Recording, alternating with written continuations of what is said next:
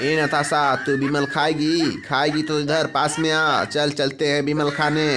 किस दुकान पर चलेगी? चल हमारे साथ, मैं खिलाऊंगा।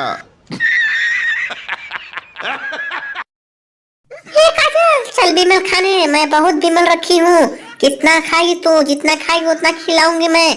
चल बिमल खाने, चल इसमें भी बिमल है। नहीं।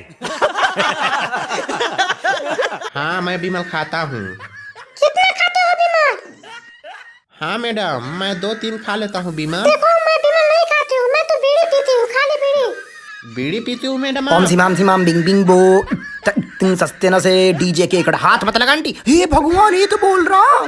देखियो नीला मौसी, ए सूंगरी कुंजी भाभी नाक में घुस जाएगा। हेलो भैया, कैसे हो? मम्मी, ये तो सीडी प्लेयर है, फर्श पे चलने वाला। अरे चाइनीज खिलौना है, इसमें साइड डालते हैं। ये देख यहाँ है बंटी, हाथ लगा तेरे मुंह पे थप्पड़ मारूंगी बदतमीज। तिंग नमक सूंघ लो, हट जाओ बंदरो, तुम्हारी बहन को नमन, बहुत काम है। ये हाथ तो मिलाता है। हे आगे कलिंजी वो ये बताएगी।